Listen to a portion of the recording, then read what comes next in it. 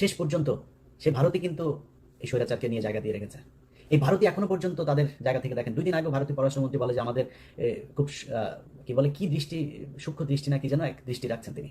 হুম তুই কে রে বেটা আমার দেশের কি হবে সেটা দৃষ্টি রাখার জন্য? চোখ কপালে উঠে যাবে। যদিও আওয়ামী লীগ ওই ঘটনার পরপর থেকে একই দাবি করে আসছিল যে আবু সাইদকে হত্যার বিষয়টা সঠিক নয়, যে পুলিশের গুলিতে আবু সাইদ নিহত হননি। এটা নিয়ে আপনাদের খেয়াল আছে, আওয়ামী লীগ বারবার এই কথা বলেছে। শেখ হাসিনা তিনি কান্নায় ভেঙে পড়েছেন এবং তার দু চোখ দিয়ে বৃষ্টির পানির মতো অশ্রু ঝরে পড়ছে। দুঃখ ভারাক্রান্ত হৃদয়ে ভারতও সেইভাবে কান্নাকাটি করছে। কেন এভাবে ভারত কান্নাকাটি করছে? জামাতের আমির ডাক্তার শফিকুর রহমানকে হত্যার আশঙ্কা। বর্তমান সময়ে জামাতের আমির ডাক্তার শফিকুর রহমানকে হত্যা করতে পারলে ভারতের আধিপত্যতা কন্টিনিউ রাখা যাবে বাংলাদেশের ভূখণ্ডে। নতুবা ভারতের আধিপত্যতা বজায় রাখা ভারত আগামী 50 বছরও আশা এবং স্বপ্ন দেখতে পারছে না। আমি বলছি, বাংলাদেশের প্রত্যেকটি মোড়ে মোড়ে, প্রত্যেকটি পদে পদে, প্রত্যেকটি অলিতে গলিতে যতদিন পর্যন্ত নিজামী, সাইদি, কাদের মোল্লা, আলী হাসান মুজাহিদ যাদের উপরে হত্যা করেছে, নির্যাতন করেছে, জুলুম করেছে, এদের প্রত্যেকের ছবি আপনি টাঙ্গিয়ে সামনে দাঁড়িয়ে বলতে পারবেন না যে আমি এই লোকগুলোকে অপরাধ হিসাবে মৃত্যুবরণ করানো হয়েছে, নয় এটাকে সম্পূর্ণভাবে সাজানো নাটক হিসেবে করা হয়েছে। এই কথা যতদিন বলতে না পারবেন ততদিন আপনার স্বাধীনতা হবে না। দর্শক, আজকের এই ভিডিওটি দেখলে আপনারা রীতিমতো অবাক হয়ে যাবেন। আপনারা জানেন ইতিমধ্যে আওয়ামী লীগ সরকারের পতন হয়েছে। এখন ক্ষমতায় আছেন অন্তর্বর্তী সরকার ডক্টর মোহাম্মদ ইউনূস। অন্তর্বর্তী সরকারের মাননীয় উপদেষ্টা ডক্টর মোহাম্মদ ইউনূস থাকাকালীন দেশে কি কি ঘটনা ঘটে যাচ্ছে তা আপনাদের প্রমাণ সহকারে দেখাবো। দর্শক, কথা আর বাড়াবো না, ভিডিওতে চলে যাব। তার আগে আপনাদের কাছে ছোট্ট একটি অনুরোধ, আপনি যদি আমাদের চ্যানেলে নতুন দর্শক হয়ে থাকেন তাহলে অবশ্যই চ্যানেলটি সাবস্ক্রাইব করে পাশে থাকা বেল আইকনটি বাজিয়ে দিতে ভুলবেন না। আসলে কি তাই আছে? এই দেশের কোন জায়গায় কোন প্রতিষ্ঠানটার পরিবর্তন হয়েছে আমাকে একটু বলেন। সারা দেশের অবস্থা যা ছিল তাই আছে। এর জন্য এতগুলো মানুষ জীবন দেয়নি। তারপরেও বিশ্বাস করি যে হয়তো একটা ভালো কিছু হবে, নির্বাচন হবে, নির্বাচনের পরে একটা সরকার আসবে, সেই সরকারই দেশের মানুষের জন্য কিছু করবে। আমি ডক্টর ইউনূসের যে সরকার, এই ইউনূসের সরকারকে আমি একটা ব্যর্থ সরকার বলবো। তিনি কিছু চাঁদাবাজ নিয়ে তার আশপাশে তিনি একটা রাষ্ট্র চালাচ্ছেন। ব্যক্তিগতভাবে তার চাঁদাবাজির ব্যাপারে কিছু জানি না, কিন্তু একটা করাপ্টেড একটা গভর্নমেন্ট তিনি পরিচালনা করছেন। বাট ইউনূসকে আমাদের দরকার ছিল। এখনো পর্যন্ত ভারতীয় যে আগ্রাসন, এই গত কয়েকদিন আগে যুক্তরাষ্ট্রের সাথে যে কূটনৈতিক দর কষাকষি, এগুলোর জন্যই মূলত তাকে আমাদের খুব দরকার ছিল। তিনি ছিলেন, আছেন, আমার কোনো সমস্যা, সামনেও তাকে একটা ভালো জায়গায় রাখা হোক। এখন আপনি আমাকে বলবেন যে ভাই, এক এক করে যদি বলতে চাই, ইউনূস সরকার বলেন, বিএনপি বলেন, এনসিপি বলেন, জামাত বলেন, সবখানেই একটা সমালোচনা করার জায়গা আছে। কে কি করছে এটা আমি বললাম না, আপনারা দেশে আছেন, আপনারা সবাই জানেন। আমি আর বিতর্কিত আজকে আর কোনো বক্তব্য দিতে চাই না, যে কারণে এগুলো নিয়ে আলোচনায় না গেলাম। আমি আওয়ামী লীগ ক্ষমতায় থাকাকালীন কিছু কথা বলতাম যে আমি কখনোই চাঁদাবাজি, দুর্নীতি এগুলোর জন্য আমার এই যুদ্ধ না। আমার যুদ্ধের একটা জায়গা আছে, সেটা হচ্ছে ভারত বিরোধিতা। কারণ আমার এই দেশের সব সমস্যার মূল কারণ হচ্ছে ভারত। আমরা ভারত নিয়ে কথা বলতাম, আমাদেরকে বলতাম আমরা হলাম এগুলি নিয়ে নাকি সব গুজব ছড়াই, এগুলি কোনো সত্যি কিছু নাই। শেষ পর্যন্ত সে ভারতই কিন্তু এই স্বৈরাচারকে নিয়ে জায়গা দিয়ে রেখেছে। এই ভারতই এখনো পর্যন্ত তাদের জায়গা থেকে দেখেন। 2 দিন আগে ভারতীয় পররাষ্ট্রমন্ত্রী বলে যে আমাদের খুব কি বলে কি দৃষ্টি, সূক্ষ্ম দৃষ্টি না কি যেন এক দৃষ্টি রাখছেন তিনি। তুই কে রে বেটা আমার দেশের কি হবে সেটা দৃষ্টি রাখার জন্য? তোর না হাগার পায়খানা নাই, তুই পায়খানা বানা আগে। তোর ওই দেশের মানুষের চাইতে এই দেশের মানুষ বহু ভালো আছে, তুই করা লাগবে না, তুই তোর দেশ নিয়ে চিন্তা কর। এটা বলেছে এই ইন্ডিয়া বলেছে। তার মানে আমরা যা বলতাম এই দেশের মূল সমস্যা ভারত, তারাই সমস্যা। অতএব আমাদের ওই জায়গা থেকে বের হইতে হবে। 5 তারিখে বিশেষ করে বিএনপির কথা বলি, বিএনপির কিছু বক্তব্য শুনে মনে হচ্ছে ঠিক আওয়ামী লীগের কথা বলছে, এরকম মনে হয়। আমি ওটা যদি শুধু অডিও শুনি এবং ওই ভয়েসটা যদি আমি রেকগনাইজ করতে না পারি, তাহলে আমার মনে হয় আওয়ামী লীগের কেউ বক্তব্য দিচ্ছে। ওনারা এখন মুক্তিযুদ্ধের চেতনায় বিশ্বাস করেন। ওনারা পাকিস্তানের রাজাকারদেরকে, কারা নাকি রাজাকার, চিহ্নিত যুদ্ধাপরাধী, ওই যে পোস্টার সরানো নিয়ে হয়েছে না, চিহ্নিত যুদ্ধাপরাধী। শেখ হাসিনার বিচারে যদি নাকি কেউ চিহ্নিত যুদ্ধাপরাধী কেউ মেনে নেয়, তাহলে এতিমের টাকা আত্মসাতের তো মেনে নিতে হবে। খাম্বা নিয়ে যেগুলো বলে সেগুলো তো মেনে নিতে হবে, তাই না? মানবেন নাকি? সাকা চৌধুরী তো জামাত করতো না, তারটা মানবেন? মানে একটু মানবেন না, এটা তো হতে পারে না। আমি শেখ হাসিনার কোনো বিচারই মানি না। দেখেন না, এখন পর্যন্ত দেশে যাইতে পারি না কেন জানেন? এই দেশের কিছু মানুষের মুক্তির জন্য। আপনি 1 বছর হয়ে গিয়েছে, এখন অনেক মানুষ জেলখানায় আছে, তাদের কথা মনেও করেন নাই। কেউ কোথাও বলেনও না, বলবেনও না। কারণ আপনারা মনে করেছেন সামনে কিছু খাবার এসেছে, সেটা খেয়ে নেই শেষ। এই দেশের মূল সমস্যাটা কোন জায়গায় ছিল সেখানে হাত দেয়নি। এখন পর্যন্ত বিডিআরের লোকগুলো জেলখানায়, কোনো বড় রাজনৈতিক দল না, বিএনপি না জামায়াত, কেউ যায় নাই। এনসিপির কিছুটা, ওই যে একজন সমন্বয়ক আছেন মাহিন ভাই, কিছুটা দিত, সময় দিয়েছে, সময় দেয়, এখনো সময় দেয়। এরপরে কোনো রাজনৈতিক দল তাদের পাশে দাঁড়ান নাই। আপনাদের সমস্যা মনে হয় না ওইটা? 25শে ফেব্রুয়ারি পিলখানার হত্যাকাণ্ড এই দেশের মূল সমস্যা, এটা মনে করেন না? যদি মনে না করেন, এটার জন্য আপনাদেরকে একদিন মূল্য দিতে হবে, চড়া মূল্য দিতে হবে। এবং এবার যদি আবারও আপনাদেরকে মূল্য দিতে হয়, সেখান থেকে বের হয়ে আসতে পারবেন কিনা এটার কোনো গ্যারান্টি নেই। ঢাকা বিশ্ববিদ্যালয়ের এখানে আপনি চিহ্নিত যুদ্ধাপরাধীদেরকে নাকি করা যাবে না। চিহ্নিত যুদ্ধাপরাধী শেখ হাসিনা কি বলেছেন? মতিউর রহমান নিজামী একজনের ঘরের থেকে এক নারীকে উঠিয়ে নিয়ে পাকিস্তান ক্যাম্পে দিয়ে এসেছেন। কার কার মাকে মতিউর রহমান নিজামী পাকিস্তানি ক্যাম্পে দিয়ে এসেছেন, আমরা সেই পাকিস্তানি বীর্যগুলোকে দেখতে চাই। আওয়ামী লীগের লোকজন খুব ভোদাই মার্কা একটা কথা বলে, কারণ আমি নিজেকে, আমার বাপ জীবনে কোনোদিন মানে আমি 71 জন্ম হইলে আমি 100% পাকিস্তানের পক্ষে থাকতাম, একদম 100%। এটা আমি হিপোক্রেসি কথাবার্তা বলি না, এখন বলছি সারা জীবন বলবো এটা। অবশ্যই পাকিস্তানের পক্ষে থাকতাম আমার যদি জন্ম হইতো। আমার বাপ এত মানে ভীতু টাইপের লোক ছিল, এই লোকের পক্ষে সম্ভব হয় নাই। তো তারপরেও আমি কিন্তু নিজের রাজাকারের সন্তান বলি, আমি রাজাকার পরিবারের বলি, এগুলো বলি। কেন বলি জানেন? চালাক তাই, বুদ্ধিমান, এই জন্য বলি। কারণ ধরেন আমার বাপ যদি রাজাকার হইতো, আমার বাপ বিভিন্ন ঘর থেকে বাঙালিদেরকে তুলে নিয়ে পাকিস্তান ক্যাম্পে নিয়ে আসতো, আমার বাপ তো সেফ থাকতো, কারণ আমার বাপ পাকিস্তানি লোকজনের সেবা করে, পাকিস্তানি লোকজনের ই করে। তাহলে কি হলো? যারা তুলে দিয়ে আসলো আওয়ামী লীগের লোকজনের বউরে নিয়ে ক্যাম্পে দিয়ে আসছে না। যদি আমার বাপ রাজাকার হতো তাহলে কি করতো? আমার বাপ তাহলে আওয়ামী লীগের লোকজনের নিয়ে মহিলাদেরকে নিয়ে ক্যাম্পে দিয়ে আসতো। তো পাকিস্তান কারে বীর্য দিয়ে গেল? তোর মারে দিয়ে গেল। আওয়ামী লীগের মারদের পেটের মধ্যে বীর্য পয়দা হয়ে এখন ছাত্রলীগ যুবলীগ হয়েছে। আর বাকিগুলি যে ক্যাম্প ওই সীমান্তের ওই পারে গেছিল, ওগুলির পেটের মধ্যে দাদারা দিয়ে দিয়েছে, যেগুলি এখন জয় বাংলা করে। জয় বাংলা আমার দেশের স্লোগান না, ইন্ডিয়া শিখায় দেওয়া স্লোগান। ভাই মুক্তিযুদ্ধের চেতনা নিয়ে যদি রাজনীতি করতে চান, বহুত সমস্যায় পড়বেন।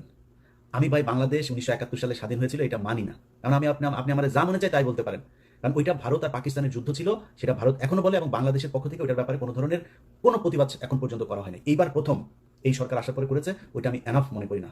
আপনি যদি মনে করেন এটা আপনার স্বাধীনতার যুদ্ধ, ওই ব্যাপারে আপনি প্রকট, আপনি একদম পুরোপুরি এক ইয়ের মধ্যে থাকবেন, তাহলে তো আপনাকে তাদের সাথে সব ধরনের চুক্তি বাতিল করতে হবে, সব ধরনের থেকে সম্পর্ক থেকে বেরিয়ে আসতে হবে। আসেন নাই, তার মানে তাদের ওইটা আপনি সহ্য করেন, তাহলে ওইটা যুদ্ধ না। ভারত আর পাকিস্তানের যুদ্ধ ভারত এখনো সেলিব্রেট করে। এখন আপনি যদি মনে করেন আমি কিছুক্ষণের জন্য এটা মানলাম যে আপনার ভারত পাকিস্তানের যুদ্ধ, এই মানে বাংলাদেশের মুক্তিযুদ্ধ, আমার এই ভিডিও এই মুহূর্তে যে মানুষগুলো দেখছেন, আমার ভিডিও পজ দিয়ে একটু 2 মিনিট চিন্তা করেন যে আমি আমার আশপাশে, আমার আত্মীয় স্বজন, আমার গ্রামের আশপাশের যত গ্রাম আছে, কতজন মুক্তিযুদ্ধ ছিল। মুক্তিযোদ্ধা যে করে আসছে তার 80% ভুয়া। খোঁজ নেন আপনার এলাকায় যে কটা মুক্তিযোদ্ধা আছে, ওর ব্যাপারে যা খোঁজ নেন, আল্লাহর কসম করে বললাম একদম ভুয়া। আপনার বাপ গিয়েছিল? চাই নাই। তো মুক্তিযুদ্ধ আপনি করলেন না, আপনি মুক্তিযুদ্ধের বিশাল চেতনা। এই যে এই সরকার এসে 1 বছর হলো, আপনি মুক্তিযুদ্ধের তালিকা বের করেন না কেন? কতজন মারা গিয়েছে আসলে তার তালিকা আপনি করেন না কেন? 30 লাখ, 3 লাখ, 3,000, এটা কি কেন করেন না? ওইখানে কিছু একটা আছে যেটা করতে মানে বের করতে চায় না। ভাই আমরা তো চাই সেই যুদ্ধে কতজন মানুষ মারা গিয়েছে তাদের প্রতি আমরা সম্মান জানাতে চাই, বার করেন। আপনি ভিডিও দেখছেন না, বার যেতে পারেন, আপনাকে দায়িত্ব দিলাম বের করার জন্য। আপনি চোখ বন্ধ করে চিন্তা করেন আপনার 14 গোষ্ঠীর মধ্যে 71 মারা গিয়েছে কেউ আছে কিনা? পাকিস্তানি মিলিটারিরা এসে কারোর মাকে তুলে নিয়ে তারপরে প্রোডাকশন দিয়ে দিয়েছে? যদি একটা খুঁজে পান, কান কেটে শুনেছি, উনি বলেছেন, তিনি বলেছেন, এইটা দিয়ে কোনো ইতিহাস হয় না। আপনি এখন ওই যে আওয়ামী লীগের মতো এত আবেগ থাকলে তো সমস্যা। আমার কথা শুনলে আমাকে পছন্দ করেন এরকম অনেক মানুষের, ভাই আপনি তাহলে মনে করেন যে কিছুই হয় নাই। 3 তারিখ ডিসেম্বরের 3 তারিখ থেকে ভারত যৌথ বাহিনী হামলা শুরু করেছে, পাকিস্তানের অস্ত্র ছিল না, ওই দিক থেকে সৈন্য আসছিল, সেটা আসতে পারে নাই। 7ম নভেম্বর পাঠাবে, সেটা নিয়ে সমস্যা, ওই দিক দিয়ে ভারত এই সাগর বন্ধ করে শ্রীলঙ্কা হয়ে আসতে যায়, দেরি হয়েছে। পাকিস্তান মিলিটারি পারে নাই ভারতের সাথে যুদ্ধ করে, ভারত করেছে। আরে ভাই আপনি কোন যুক্তিতে আমার কাছে আসবেন? 16 ডিসেম্বর দেখান আপনি বাংলাদেশের একটা মানুষকে সেই জায়গায় ছিল, কেন ছিল না? এগুলি নিজের কোশ্চেন করেন। আমার নিজের কথা বলি, আমি ছোটবেলা থেকে মুক্তিযুদ্ধ মানে ওরে কইছি যে সিনেমা দেখতাম, বাংলা সিনেমা দেখতাম না, বাংলা সিনেমায় দেখা বাবারে নিজের সন্তানকে কাঁথার ভেতর থেকে বের করে মুক্তিযোদ্ধাকে ঘরের ভেতরে জায়গা দিল, দিয়া তারপরে মুক্তিযোদ্ধারে বাঁচাইলো, বিশাল এক নাটকীয় এক দৃশ্য অবতারণা করলো, করে মুভি একটা বানায় ফেলে। ওইটা দেখে থেকে বড় হয়েছে না, মানে কিছু না হলেও কিছুটা তো আছে। শেখ মুজিবের প্রতি আমার ভীষণ রকমের শ্রদ্ধা ছিল, আমি স্বীকার করছি, বিশ্বাস করেন, জানতাম না তাই। আরে শালায় তো একটা বদমাস, এমন কোনো চাউর আমি নাই যে এই শালা করে নাই। এই যে নারায়ণগঞ্জে চশমা ফেলে রেখে আসা বেশরাফ খানায়, মিথ্যা কথা না। ওর দলের এই যে শামসুল হক, ওর দলের এই লোকটারে জেলখানায় রেখে ওর বউরে সারা জীবন আকাম করে বলবো, এই যে নিউ ইয়র্কে, এই যে আমেরিকা, এখন সম্ভবত নিউ জার্সিতে থাকেন, এই শালা, এই যে পাপনের মা, এই পাপনের মারে এই যে রাষ্ট্রপতি ছিল জিল্লুর রহমান, এই শালায় তো ওরে কিছু করতে পারতো না। এই শালা শেখ মুজিবর এই আইবি রহমান আকাম কুকাম করতো, এটা নিয়ে শেখ মুজিব এই শেখ হাসিনার পরিবারে বিশাল গ্যাঞ্জাম হইতো। সুন্দরী ছিল তো শেখ মুজিব, এটা এই করতো। পাকশাল ভাই, একটা মানুষের কোনো দল হবে না, খালি আমার দল একা। 30,000 মানুষের আপনি জাসদের মারলেন, আপনি দুর্ভিক্ষ করলেন, এত মানুষ মারা গেল, আপনি কোন দিক থেকে তার পক্ষে কথা বলবেন বলেন? তারপর ওই যে 7ই মার্চের ভাষণ শুনলে আমার নিজের লোম দাঁড়ায় যেত ভাই ছোটবেলায়। আস্তে আস্তে, বিশেষ করে কয়েকটা বই পড়ার পরে ভাই আস্তে আস্তে বুঝলাম ঘটনা তো আসলে অন্য কিছু। আপনি বিএনপির লোকের বই পড়ার দরকার নাই, জিয়াউর রহমানের লেখা বই, তারেক রহমানের লেখা বই পড়ার দরকার নেই। আপনি মেজর জলিলের বইগুলো খালি পড়েন, ছোট ছোট চটি বই, অরক্ষিত স্বাধীনতা, পরাধীনতা সহ 3-4টা বই আপনারা পড়বেন, পিডিএফ আছে মেজর জলিলের, খুব ছোট ছোট বই, পড়লে বুঝবেন যে মুক্তিযুদ্ধ আসলে কি হয়েছিল। কেন 15ই মে এপ্রিল পর্যন্ত এই দেশে ভারতীয় সেনাবাহিনী থাকবে, কেন 16ই ডিসেম্বর এটা হতে পারবে না? সো এগুলো হচ্ছে আমাদেরকে গেলানো হয়েছে মুজিববাদ প্রতিষ্ঠা করানোর জন্য। আমি আপনার সাথে মানে ফাউল তর্ক করতে চান, আপনাকে আমি কয়েকটা ক্লু ধরাই দিলাম, আপনি খোঁজ নেন, আপনার গ্রামে, আপনার আত্মীয় স্বজন, আপনার প্রতিবেশী, যত চারিদিকে যতটুকু কানেকশন আপনার আছে, খুঁজে বার করেন যে পাকিস্তানের মিলিটারিরা এসে কারোর মাকে আকাম করিয়া গিয়েছেন, আমার একটু জানাবেন প্লিজ।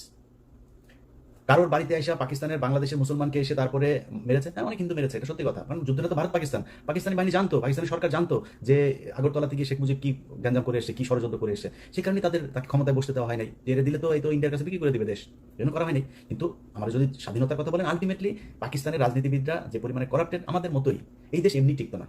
পাকিস্তান এখন দেখেন এখনো ভাগ হইতে যাচ্ছে, এই দেশ টিকতো না, ইন্ডিয়াও টিকবে না, টুডে টুমরো এটা টিকবে না, আপনার বলে রাখলাম। তো আমরা স্বাধীন হইতেই হতো, বাট এই যে আমাদের যে গল্প সাজিয়ে দিয়ে দেওয়া হয়েছে, এই ন্যারেটিভ তো আওয়ামী লীগের ন্যারেটিভ, ইন্ডিয়ান ন্যারেটিভ। আপনি এখন এটার এই করছেন স্বাধীনতার চেতনা, জাতীয় সঙ্গীত। ওই যে ছাত্রদলের সাধারণ সম্পাদক, ওর বাপ ছিল আওয়ামী লীগের নেতা, ওর আওয়ামী লীগের নেতা, ওই বাপের আওয়ামী লীগ এখন শিখাই দেয় তোমার ছেলেরে দিয়ে তুমি এগুলি করবা। এই কালকে যে ছাত্রদলে ঢাকা বিশ্ববিদ্যালয় যেটা করেছে, এই করেছে, এই নাসিরের কারণে হয়েছে এটা, কারণ নাসিরের বাপ আওয়ামী লীগ নেতা, ও করবে না এটা। ওইটাতে জাতীয় সঙ্গীতের পক্ষে কথা বলে। আমরা জাতীয় সঙ্গীত কোন পয়েন্টে আমার সাথে আসবে? জাতীয় সঙ্গীত বাংলাদেশের কোনো নাগরিকের না। এক, জাতীয় সঙ্গীত লেখা হয়েছিল 1905 সালে বাংলাদেশের বিরুদ্ধে, বঙ্গভঙ্গের বিরুদ্ধে করা হয়েছিল। জাতীয় সঙ্গীতের সুরটা গগন হর করার, চুরি করা সুর। কোন পয়েন্টে এটা আমার জাতীয় সঙ্গীত থাকবে? আমার বল। এত আবেগ হয়ে তো লাভ নেই, এটা আবেগীয় না। ওর বাপ আওয়ামী লীগ করে, এই নাসিরের বাপ আওয়ামী লীগ, খোঁজ নেন ইয়েতে যায়, এই নোয়াখালীতে যায়, ওর বাপ আওয়ামী লীগ করতো, যে কারণে ও আজকে এটা করে, এই পক্ষে কথা বলে। তো এখন এগুলি যদি করতে আসেন ভাই, আমি আগেই যেটা বলছিলাম যে আমি দুর্নীতি এগুলো নিয়ে ভাই আমার কোনো ইন্টারেস্ট নাই, এটা করবেনই। অনেক মানুষ এসে বলতে পারে, ইলিয়াস ভাই আপনি দুর্নীতির বিরুদ্ধে কিছু বলেন, চাঁদাবাজি নিয়ে কিছু বলবেন না। ভাই, যার সুযোগ নাই সে চাঁদাবাজি করে না, যার সুযোগ আছে, আমি তো দেখছি তো, একজন ম্যাডাম, নাম বললে চাকরি থাকবে না, ম্যাডাম দ্বিতীয় শেখ রেহানা হতে যাচ্ছেন, নাম আর বললাম না, ম্যাডাম দ্বিতীয় শেখ রেহানা হতে যাচ্ছেন, ম্যাডামের স্বামী নাই। ছিল যে আবু সাইদকে হত্যার বিষয়টা সঠিক নয়, যে পুলিশের গুলিতে আবু সাইদ নিহত হননি।